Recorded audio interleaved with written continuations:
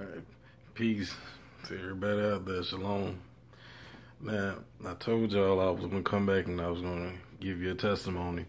The reason I deleted my other videos because I don't deal with the conflict. You know, I'm giving a testimony because it's truthful and maybe it'll help somebody in the faith. You know, because I know a lot of people is struggling to believe, you know, in Christ because they never seen nothing supernatural, you know, and they haven't witnessed anything to the point where it can help them out in their walk. But, yeah, I gave a testimony that maybe, you know, they can be beneficial, you know, to them in their walk. But I also want to give another testimony about something that happened to me when I was younger as well. And this one, you know, this is when I'll tell you about the angel, that I talked to the angel. And this was around the time, you know, probably about a good couple months after the spiritual road spirit, you know, wrapped the contorted stuff around me. And I remember that I got off work that day and I went into a deep sleep. I got home and went into a deep sleep. And it was around probably about 10. And yeah, I dozed off. I didn't wake up to probably about 3, but let me tell you what happened in between that time. In the vision, I had a dream I was at a person's feet and I was wrapped around their leg and this person stood tall in statue. And I remember saying, I'm not worthy to look at your face. And so next thing you know, the being who the angel, I had my arms up around his leg, you know, he slowly put his arms around my shoulder and he lifted me up gently. And not only did he lift me up, but because he stood taller than me, he stood at least probably about a good, I think about 3 feet taller than me. And he lifted up my chin and I looked him right in the face. And he was so beautiful. I'm talking about like his face, you know, because we're supposed to give praise to angels, don't get me wrong, but I'm just giving you a testimony. But he looked it young with no blemishes, but you knew he wasn't. And if I can take like 10 million babies and put them in one room and see who got the most humblest and beautiful eyes I ever seen, they still wouldn't compare to his.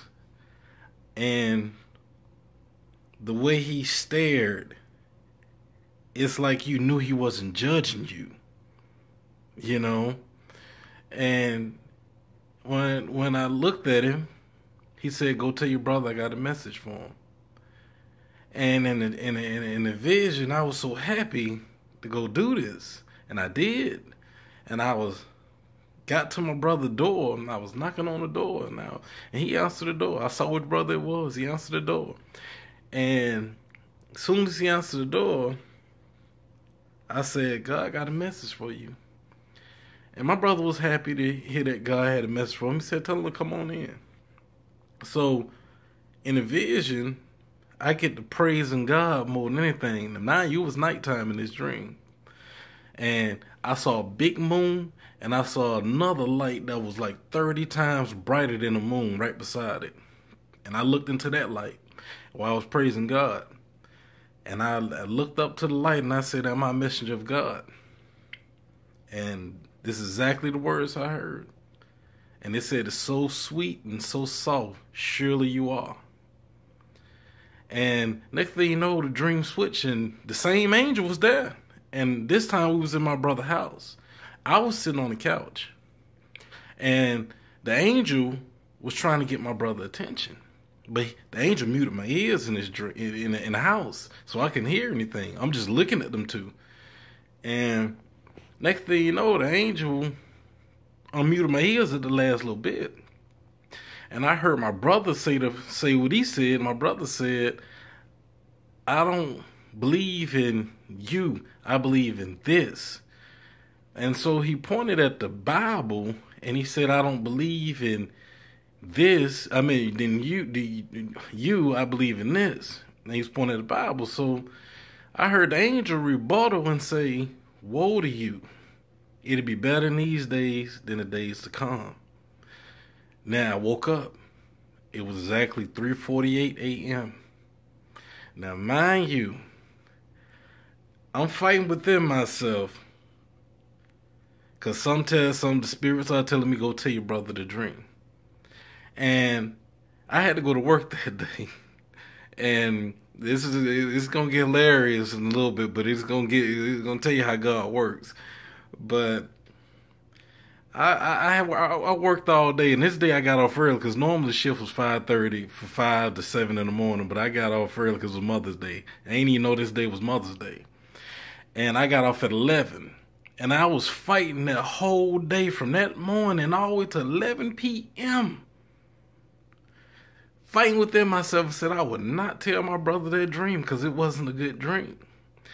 And so my coworker who had relieved me, you know, because we had to switch position. He had to come drive his car up there, and I give him the walkie-talkie, and I go home. And I asked him, because he was a believer, I said, man, if God tell you to do something, would you do it? His exact words, well, Brother Dean, you don't have no other choice. I said, okay. And I got in my car, and in my mind, I was saying, I bet you I do. And so, mind you, I should don't ever do this, because I did this out of ignorance. Don't test God. Don't tempt him. And I was driving home, and in my mind, in my thoughts, I was saying, I'm not telling him that dream. And I mind you, this is the love and patience of God working in me, because, you know, I'm sure, you know, that as a believer, as a person now who gives the knowledge and the wisdom and the word of God, I know this is a testament to the fact of how patient he is with us. Because I was fighting with him that whole day. Now, mind you now, that it's 11 o'clock. I only got one more hour for this day over with, and I win the battle. And so, all of a sudden, it was about 11:45 when I was pulling up my apartment complex. And my stomach, I got hungry, but I knew it wasn't nothing in my house to eat. You know, I mean, not appetizing, you know, so I knew my mother lived 5 minutes down the road, though.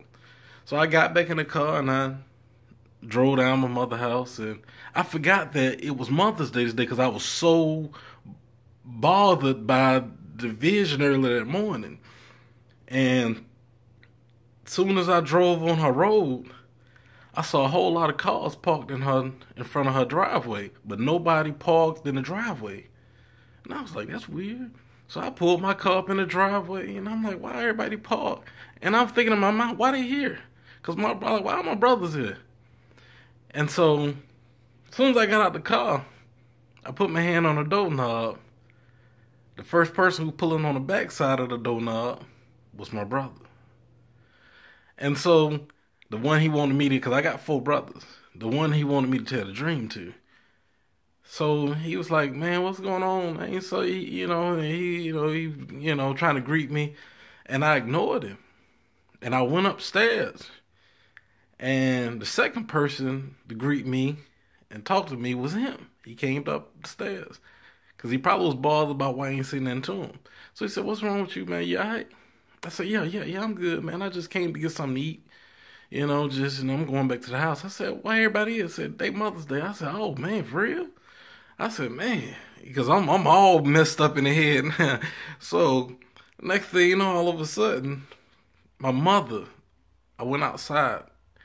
And my mother was outside, and I asked her, I said, Mom, let me ask you a question. She said, yeah. I said, if God tell you to do something, would you do it? She said, you don't have no other choice. The exact same words this guy said. So I'm still in rebellion. And mind you, it's close to 12 and I get in my car. I got the plate in my lap, aluminum foil on it. And I heard a voice so loud and so clear in my head that I dropped the plate on the floor of my car. It said, if you don't tell your brother what I told you, I will make your days horrible. And I dropped the plate right on my lap, on the floor. And I was shaking. And I said, bump this. So I got out the car and I went straight to the door. As soon as I touched the doorknob again, he on the other side pulling it. And I was like, all right. I said, it's only obvious God want me to tell you this. He said, what you talking about? I said, look, I had a vision and I was talking, and the angel told me to go tell you he had a message for you from God. And I told him what happened. And of course it wasn't a good dream. And so my brother got pissed off. He said, man, and I'm going to be used the word. He said, who the hell is you to tell me about a dream and about God and about this, and you ain't even holy yourself? And I felt hurt because I didn't want to tell him this. And he got his family, he stormed off and he left. Now everybody looking at me as a party pooper, like, what the hell? Why would he tell him that? And so I went home and I was hurt. I damn near cried, man, because it seemed like I was becoming a black sheep in this family. And I got another job. It was 2 months later. I quit the other job and I started working at the dealership. And me and my brother ain't talked after this point. And I took one of the cars off the lot because they let you take the cars off the lot, and I went there because I had my check and I was going to cash my check. I left my car in the dealership and I took one of the dealership cars.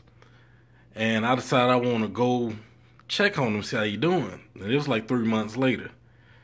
And so, soon as I got to his house, he was happy to greet me.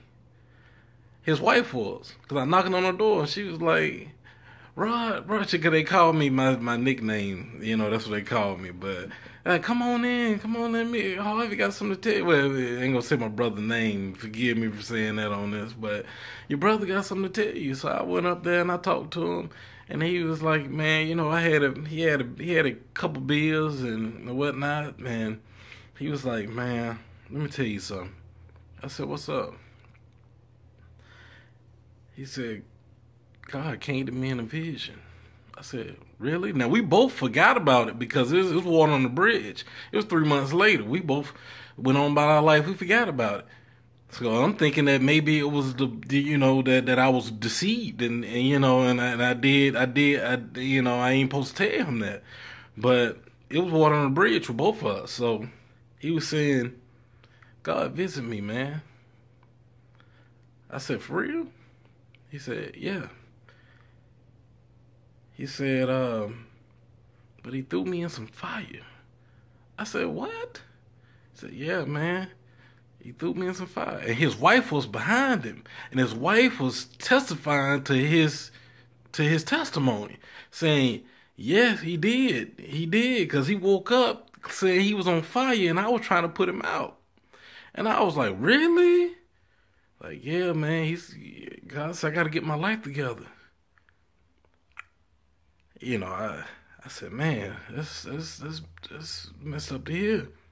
And I had to go back to the dealership, so I gave him some dap, and I was on my way. And I didn't realize until I got into my car 3 months ago, God told me he was going to come visit you through that angel. And it kind of gave me a relief that, that I didn't do anything, that it was his will. And it kind of excited me in a way, but I felt bad in another because what's going on between God and my brother and his spiritual walk is between him and God. So I don't want to get into that, but it did happen. And that testimony is one of out of many testimonies that I have and that I had and I still do have. But like I said, I was gonna post a video and I was gonna tell you I don't want to make my brother look like a heathen, because this was at the age around 24, 25. I'm 36 now. So, and he's still living, so may God continue working with him spiritually. But I'm just giving you the testimony. And God bless and may it help some of y'all in y'all faith walk. Shalom.